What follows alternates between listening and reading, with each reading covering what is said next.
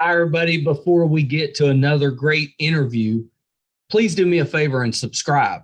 It would really help us out. Now, let's get to that interview. Hi, everybody. Welcome to another edition of Too Opinionated. So excited today. I've got actress Yi Liu with me. So welcome, Yi. Hi, thank you for having me. I was excited to hear that you were coming on the show. I want to talk about your movie in a New York Minute, which is just, I think, the best idea. But before we do, tell me a little bit about what got you into acting. Why did you want to become an actor? Okay. My name is Yi, and I was born and raised in China. And growing up, I've always been passionate about acting, but I was young. I didn't know that I can pursue this as a career, and it wasn't a career path that parents would usually like right away support you of. And yeah, yeah. So it's kind of a bumpy road. I'd say I went to journalism school under my family parents' influence. I went to a journalism school and I studied there for my undergrad school and graduate school. So, but my dad actually, yeah, it wasn't my idea to come to the US. It was my dad's idea. My dad used to say, don't be 井底之蛙. It's a saying, it's an idiom saying that a frog who stays at the bottom of a well and thinks that the sky is so tiny. And so my dad used to say, hey, don't be that frog. And so he encouraged me to go out and see the world. Don't rush into any like big life decisions, and to really to see the world and broaden my horizon. And then unfortunately, my dad, I know. Yeah. He passed away, unfortunately. Oh, I hate to hear that. Yeah. And then I graduated and I thought of what my dad told me, and I decided to kind of fulfill his dying wish. I decided to go, and I didn't know where. And I was like, New York sounds really cool. And I was in my friends, they loved New York. So I was like, okay, I'll just go there. And plus continue learning English would be easier for me to like pick up any other language. Right. So, okay, I'm going to New York. And what do? I never wanted to be a journalist. I always wanted to be an actress. So I registered myself into an acting program. And from there, I started my acting career. That's so interesting. So did you ever work as a journalist? Not really. Yeah. Well, when you know, you know. Yeah. Sorry, professors. Yeah, I was majored in journalism, but I was super active in my drama clubs in my universities, and I'm so grateful for my universities to have these drama clubs. It really helped me, kept my passion and continue pursuing this. And I had a lot of fun, and it's such a crucial time in my life. Yeah, that's so terrific. I think I may steal your father's saying. That's awesome. Yes, please. That's a really good saying. Yeah, that's so cool. Where in China did you grow up? My hometown is northeast, Jilin, Changchun. And then Jilin is a province, and Changchun is the capital city of the province. And then I went to Shanghai for my university, for my graduate school. I stayed there for 5 years, and then I came to New York.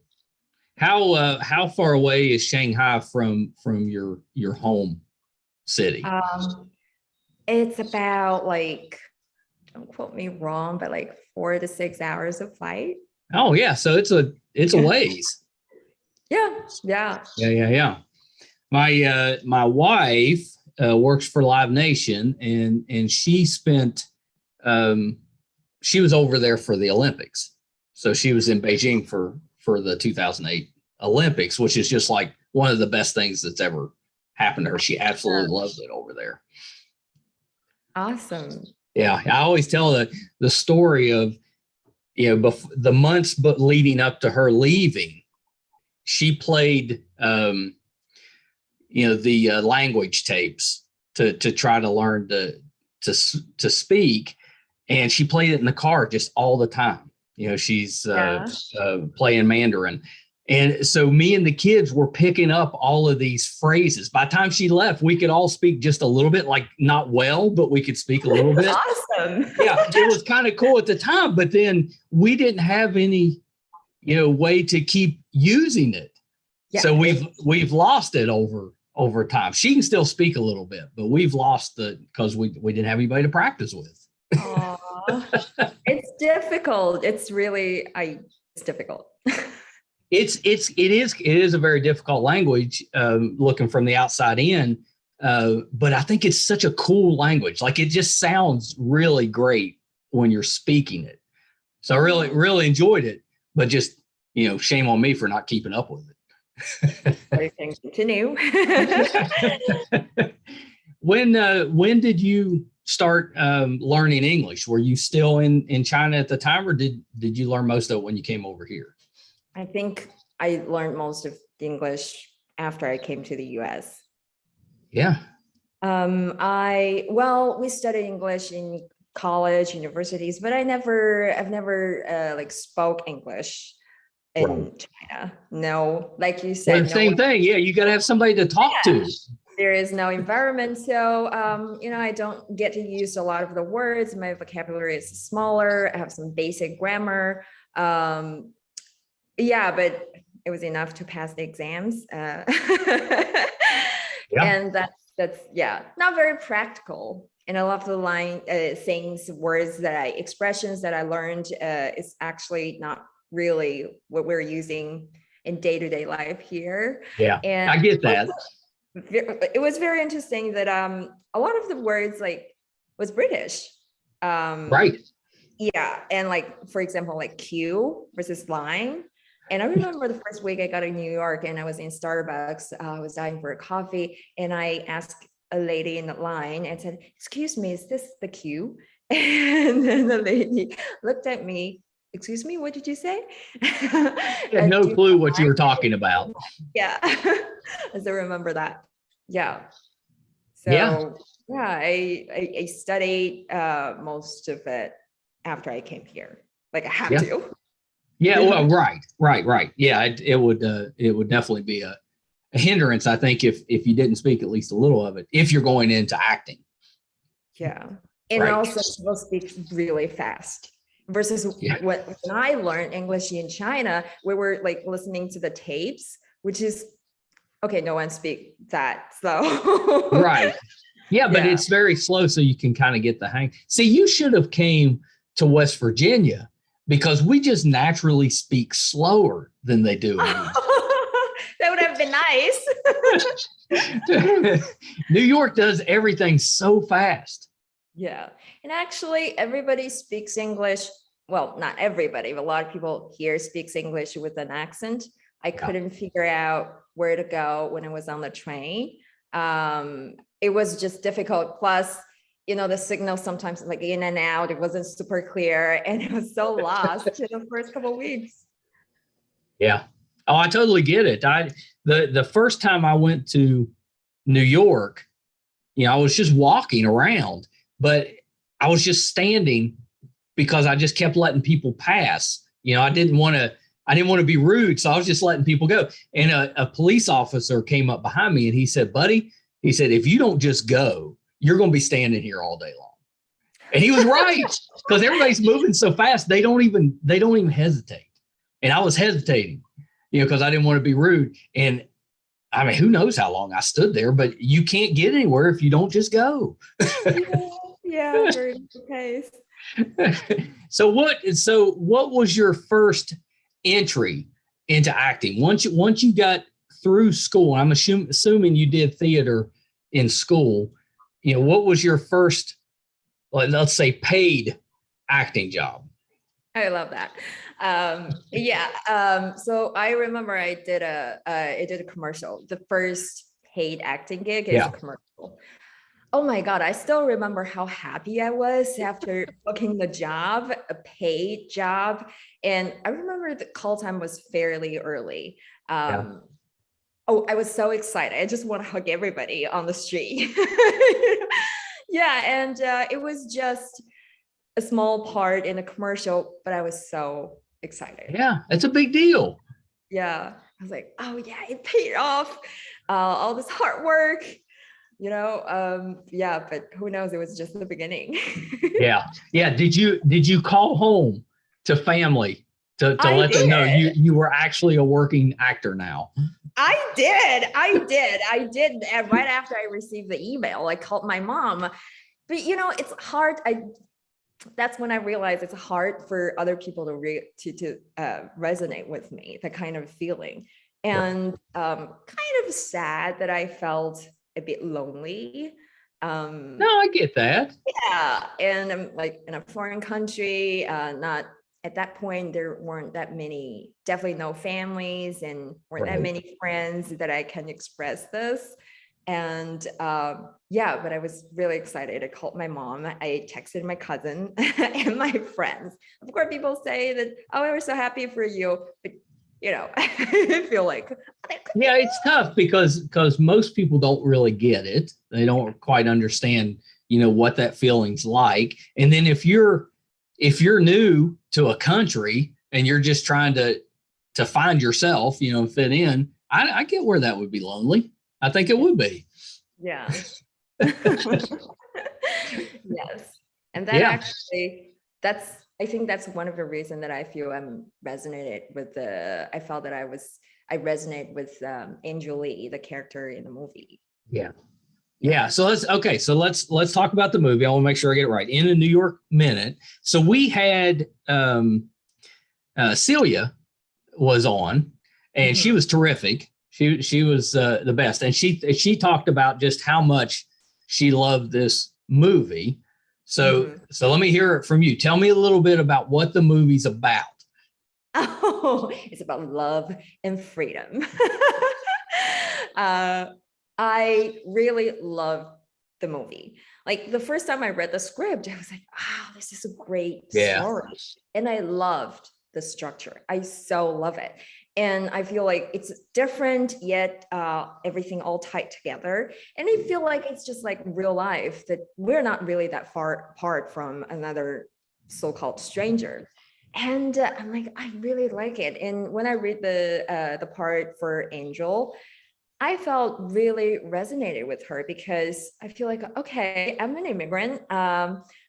English is my second language, although I didn't have a husband, let alone an affair. But I totally understand the feeling, like relate to the feeling that if I meet someone from the similar background and works in the same field, I would have the connection. It's not at all hard for me to understand.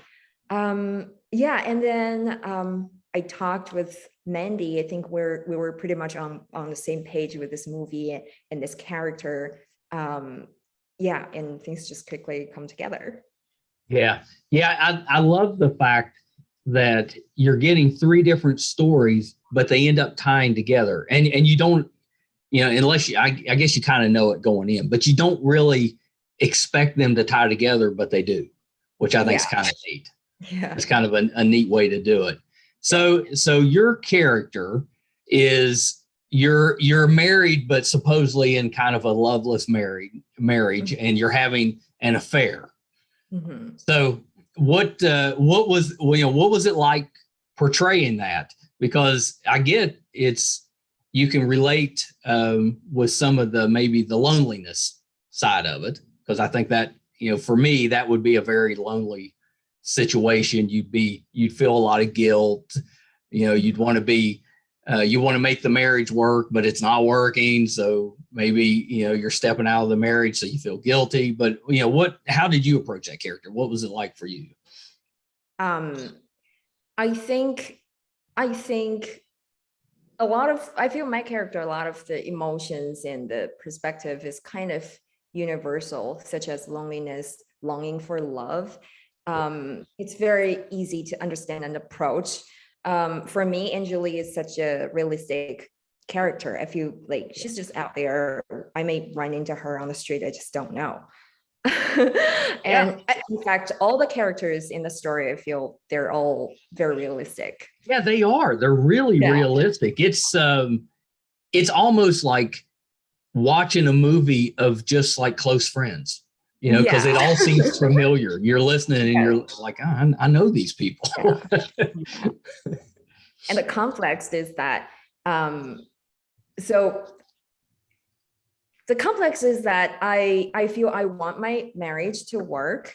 And we actually talked about what happened in the past between a couple. And I think I definitely would feel the support from my husband, but over time, as things change, people grow, and we all have different needs in different stage of life. And I don't blame her if she's drawn to someone that give her a sense of love and home and this sort of nostalgia feeling. And also the lover works in what she's working in the same field, and sometimes the husband is a businessman. It would be hard for him to understand and relate, and she is in a foreign country, lack of friends perhaps, and that would be a great, you know, connection for her, not like as professional connection, but as like human being, personal connection. I just feel it's all natural. And in the end, I think she was brave and to choose both. Yeah, I think she decided to raise the kid herself.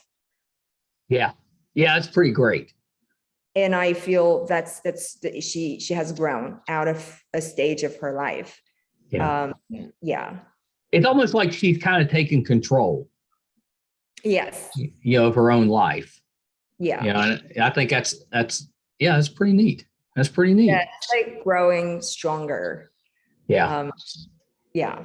Like I think that's part of the fun part of the movie is you really get to see the characters grow. I do agree. Yeah. Yes, I feel the time having an affair may not be the most proud of time, but I think the decision that she made is something that she should be proud of. And yeah, and it's a process. Things happen slowly, finally hit a point that she decided to do this. Perhaps I played her. I don't really judge her. You know. Right. And right. Yeah. And I think it gives you a chance to be in the shoes, you know, so to say, of the person without judging. You know, you can really kind of understand where they're coming from. That's my job. Yeah. That's my job. And I love her. And I think she tried. She definitely tried. When the husband, when she was away, she came back home. She wants to connect with the husband. And the husband, she said, "Hey, look at me. Please just look at me. You know, you could just text me. Why didn't you text me?" The husband was like, "Okay, I'm going to sleep. Do you want to come up? Do you want to come with me?" And she's like, "Okay." I tried. She gave it a shot. Did it matter, or did it help you accept the role that it's got a large percentage of the cast is an Asian cast, and it's also got a lot of the people behind the scenes are Asian, which is exactly the type of diversity that we need to see more of. And I think it's so great having that type of dynamic. But did that play any role in you accepting the role? I think I really love the script, love the story, and that's fundamental. I definitely love it. And what you said, definitely, I'm really happy to see that, and it does play a part in this. Definitely, I don't think my character is stereotypical. Is also another reason that I love. Yeah, that's pretty great. Yeah, you know, I think it's so nice seeing different versions of characters. I love that. Yeah. And you know, it's really interesting that I was in the majority when I was in China and came here. I realized, oh, I'm a minority, and I got to feel what it feels like. And it's different. This shift and this new experience in me, really interesting. It's really interesting. It's been a nice journey. I got to feel different Yeah, different. That makes sense to me because it would. Yeah. And that completely makes sense to me because it's a different way to look at things. Yeah. Because you're in a completely different place and you're not in the majority, you're in the minority. So it has to be different. The same would be true if I went to China. Yeah. I would be in the same boat. Yeah. Which, by the way, going to a different country where I wouldn't or didn't speak the language well, like I'd have to learn most of it once I got there. That sounds terrible to me, just terrifying. I'm so, to me, that's very impressive that you did that. I think that's because that's so scary. Thanks. Yeah. That shows how much you really wanted to become an actor. Yeah, that much for sure. I mean, was there no staying in China and acting there? Because obviously they produce films. Yeah. That's okay. So I feel like for me, in my case, this is combined with my life journey as well. I could pursue acting there, but also at the time I wanted to know what my dad was saying. I wanted to know, like, why does he always want me to go out? Yeah, it's true. What's out there? So that's like a big part of me at the time. So I made the decision and I tried to combine them together. So it worked out the way it is now. That's pretty great.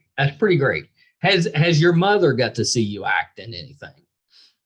Yes, unfortunately not in a New York Minute because now it's only released in North America. For now, yes. I definitely want her to see this. She saw some short films that I was in long time very ago. Nice. Yeah, very nice. Did you act in them? Have you done any writing for the short films or any type of directing or just the acting? Acting. Mostly. Yeah. Any desire to step behind the camera at some point? Not really, but I can't help but be a little coy here. I'm sort of writing a script. I knew it. It's the beginning, just the beginning of it. But mostly my passion is really in acting. Yeah. That's pretty great. So you had a couple episode arc on the Blacklist. Yeah, 2 episodes in season 9. Yeah, you were pretty great actually in it. Thank you. Of course, we love James Spader, so we've always watched that show. And when I was prepping, I was like, oh, I know her. I've seen her before. But so you were really good on the show, and that's a big show to be on. Yes, and it's a great show to be on. Yeah, that's pretty good. What was it like day of shooting when you had to be on set? I'm assuming were you there for more than one day? Was it a couple of days? Yeah. You mean the Blacklist? Yeah. Yes. I remember there were 4 days, I think. Yeah, that's pretty good. Spread out within 2 weeks. They had early shooting dates, so the call time is usually early in the morning. Very big set, and everybody is very professional. And I met my husband and other scene partners there, and we became friends. That's always very nice. On set. It's pretty fast paced, I'd say. But I met a lot of people and they're really great. Was it difficult because the show had been on for so long? Was it difficult stepping on a set where you've got actors that obviously they're very in tune with each other, they're comfortable because they've been working together for so long? Was that difficult? I felt great about that part. Yes. I think we just come along. I think it's probably a great job for the casting that we come along nicely, I think. Yeah. And it's challenging that my character was. Is this a spoiler? No, it's already aired. Not now. It's their fault if they haven't watched it now. My character was kidnapped, so it was always in a very high stake. And I had to, be terrified and crying. And I want to give the most emotion to the moment that when the camera is on this part of the family. So I think I am happy with what I did there. Yeah. Do you have a trick to kind of get to that emotional place? I wouldn't say trick, but I guess over time I learned where my emotions are, and I can quickly trigger it. Oh, that's a pretty good talent to have, and not just in acting. If you need to get out of a difficult situation or something. Thanks. But sometimes, I mean, it's a bit hard for a super for example, kidnapping is further from like Angel Lee's character when she was confessed love to her lover. In a New York Minute, I think it's the script, the lines that I was saying at the moment got me every time. That's kind of great, and that just shows how good the writing was. Yeah, I think so. I think the theme, freedom or love, really got me that much. That's the scene that I auditioned for the role of Angel Lee, and it's the scene that Angel Lee auditioned for her breakthrough part later in her life. Oh, that's great. Yeah, that's great. Yeah. You were prepared for that scene. Thanks. I really love that scene. Yeah. I remember I was emotional when I was just auditioning for it with our casting director, Wen Chan. Yeah. And then, I love that scene. Yeah, that's pretty great. So growing up, were you athletic? Did you play any sports? I loved swimming. Really? Yeah, I loved swimming. My parents sent me to this swimming program. They didn't want to train me to be a professional, but it was a very professional program. So all the kids had to learn all styles of swimming. So I learned all of them, but I stopped when I need to dive into the water. And not that I was scared. I think I still swim as a hobby. Yeah, but I remember it was winter and I was kind of lazy. Oh, this is so cold, Mom. Yeah. I had to go to school. Yeah, because I stuck there. Yeah, I get that.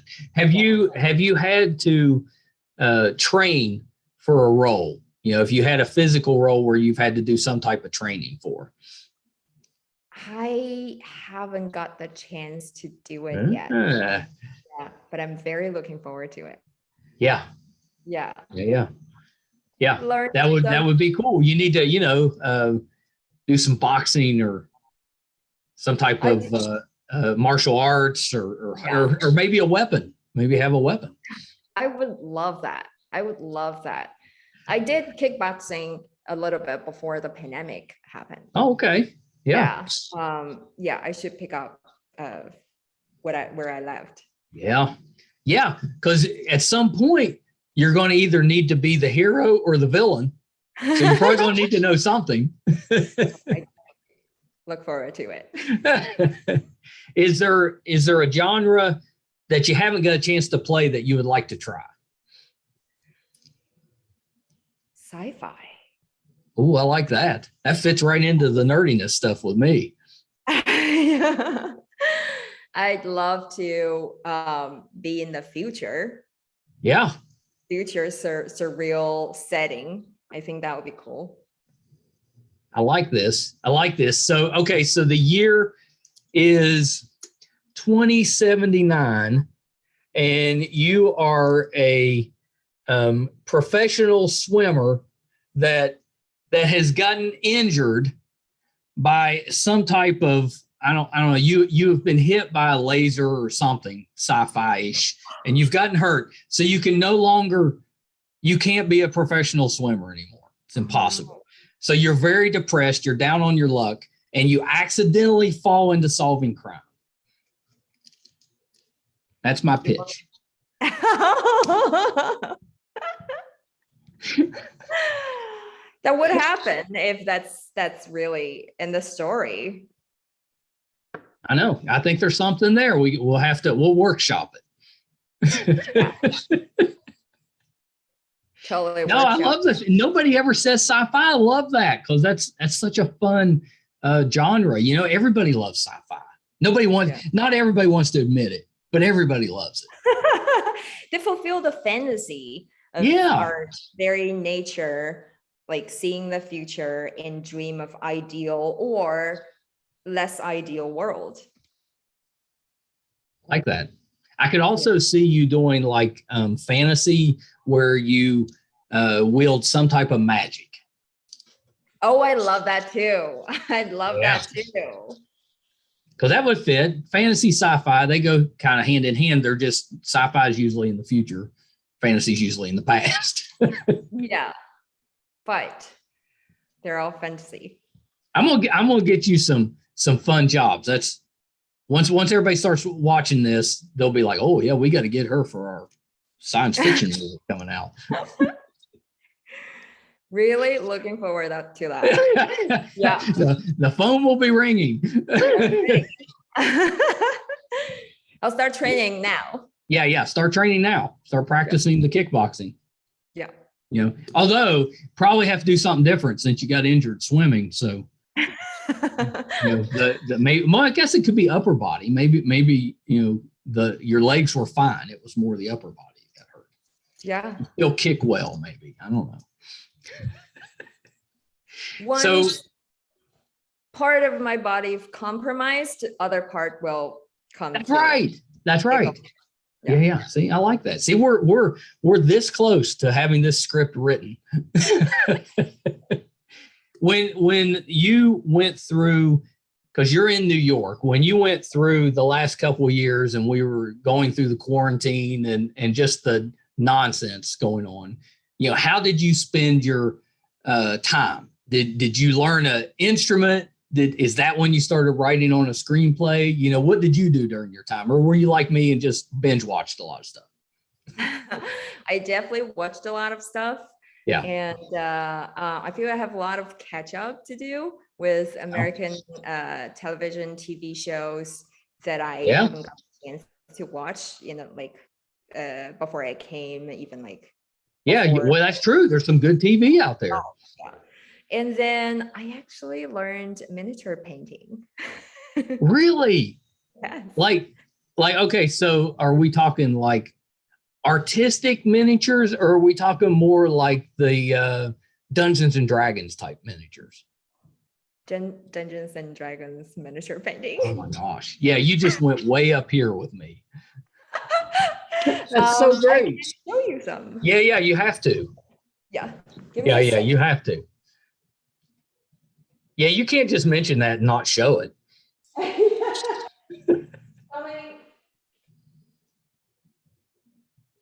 Yeah, I am I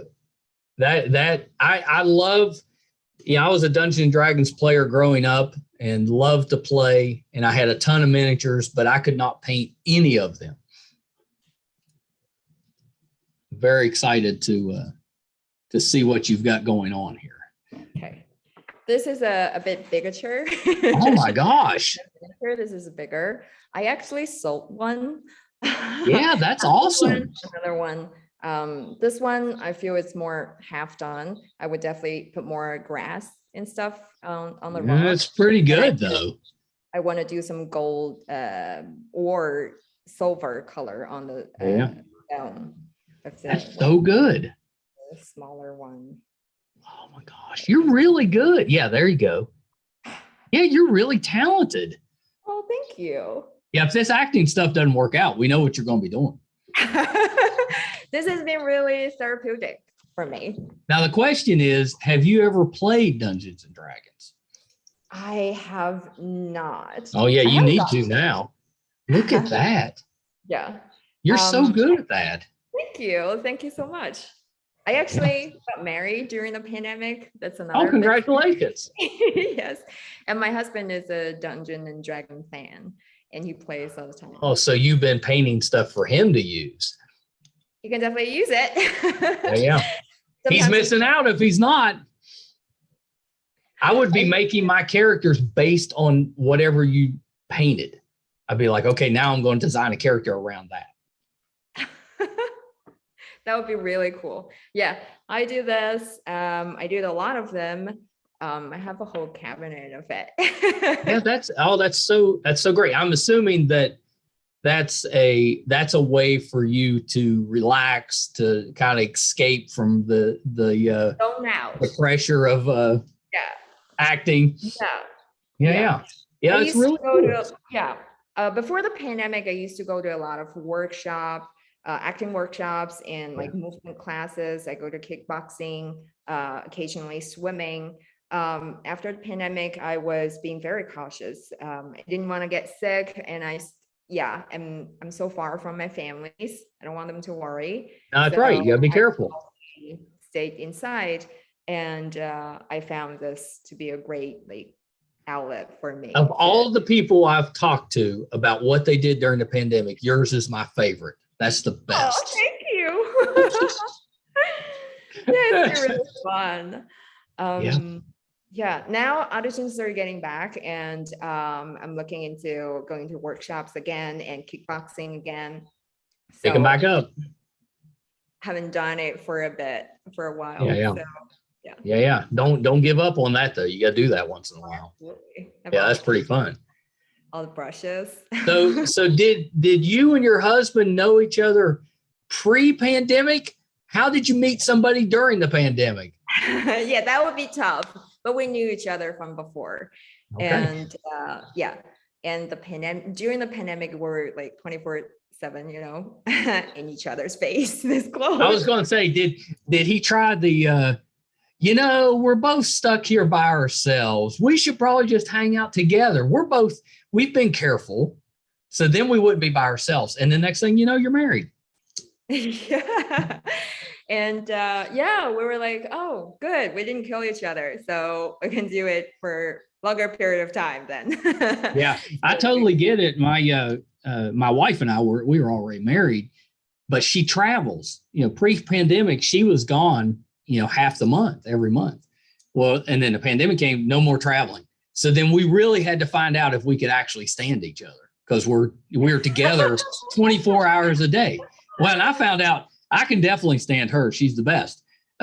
She's probably a mixed bag with me. There came a time where she was like, maybe you need a hobby.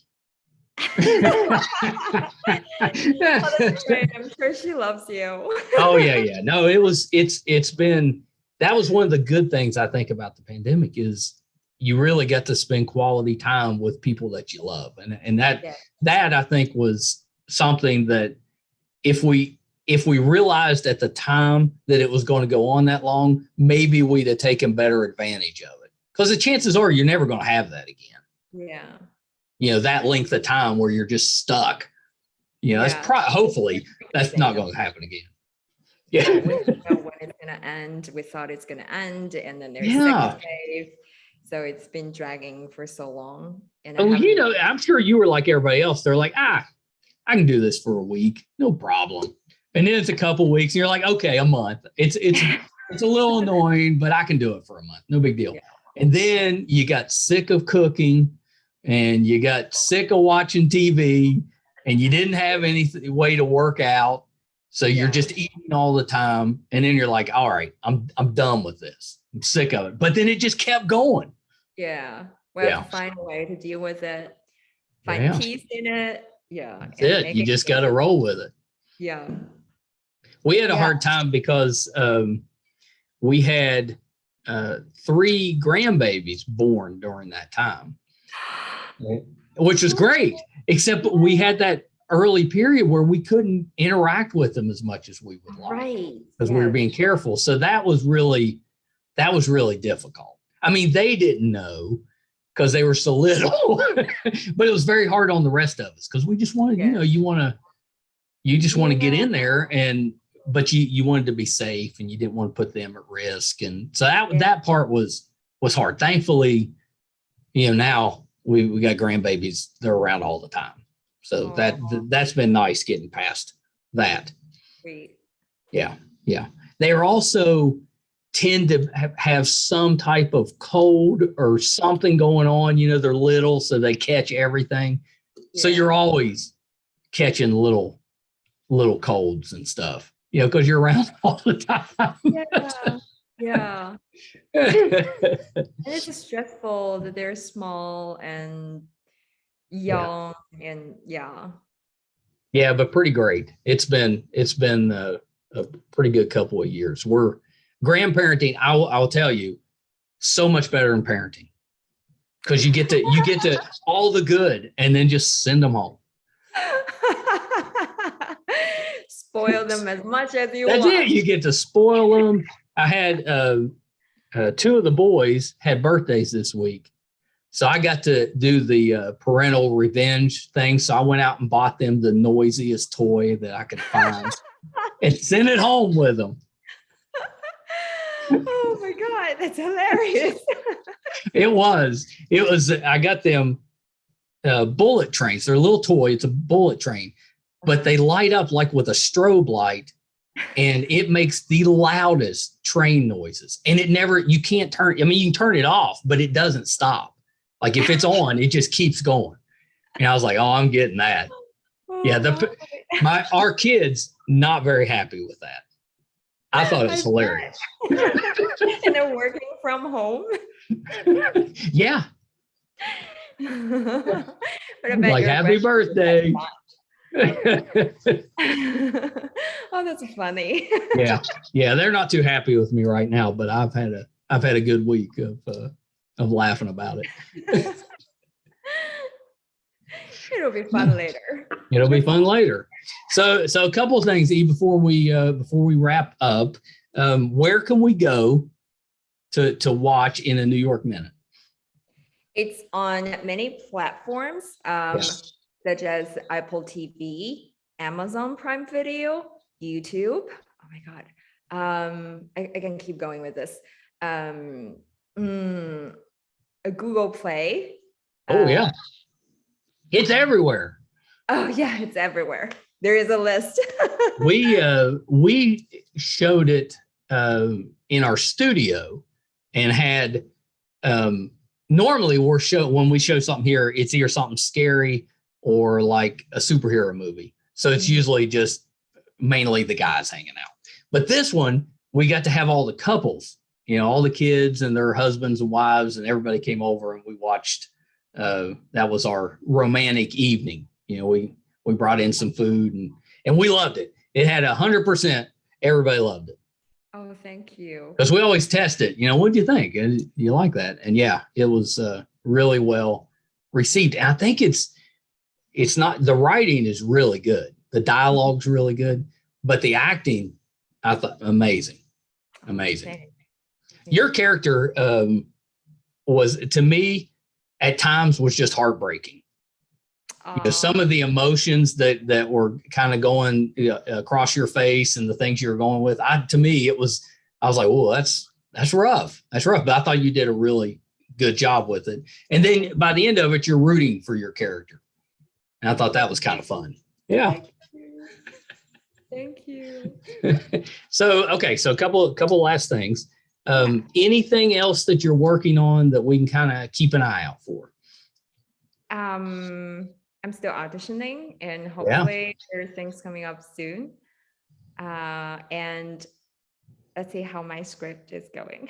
Yeah, for sure. Are you back to auditioning in person or are you still doing them remotely? We're still doing it remotely, mostly self-tape, at least for the first round. Yeah, that makes sense. And then if you get far enough along, maybe they bring you in then. But yeah, that makes sense. So I'm assuming that once you get something, that you'll be putting it on social media. So where can we find you on social media? I'm active on Instagram, and my Instagram handle is I am Yi Liu. So very nice. IAMYILIU. Yeah, very nice. Yeah, easy enough too. Instagram, I think, is the best one because it's just photos. It's just very nice. Photos, videos, you get information right away. Yeah. There's not a lot of negativity on Instagram. No. Yeah. Some of the others, it's hit and miss. Well, right. You got to try to me, especially after the last couple of years, you got to eliminate the negative stuff. Nobody wants that. You got to keep it positive. Yes, we need that. Definitely. Yeah, we need that. Well, E, thank you so much. This has been so much fun. I knew it would be. I was so excited to talk with you. I'm a big fan because I think you're such a good actress. I can't wait to see what you get involved in next. Thank you so much. It means a lot to me. Really. Yeah. Okay. All right. Hold on one second. All right. So that was the talented Yi Liu. Just amazing. I hope, that's the second actress we've had on from In a New York Minute. Really, really excellent film. I hope you'll give it a chance and try that out. If you need a good date night movie, that's the one. And yeah, so you can also catch her on the Blacklist season 9. I should have wrote down the episode number, but season 9, and she's really, really good in that. Somebody that we'll definitely be seeing a lot more of. So keep an eye out for her. Thank you guys so much for tuning in again this week. Really appreciate that. If you haven't done so yet, we could use the help with our YouTube channel, MeisterCon Pod. If you would subscribe, that would just mean the world to us and be a big, big help. We're closing in now on 400 episodes, which just is amazing to me. And you can find all of those audio and video on our website, meistercon.com. If we're doing anything in studio, if we're going on location, if we're covering a convention, all that'll be on the website, meistercon.com. And there's also a really fun, geeky blog that my partner in crime for the podcast, Brett, writes that is just terrific. He's such a good writer, so you can check that out as well. Thank you guys so much. Until next time. Bye, everybody.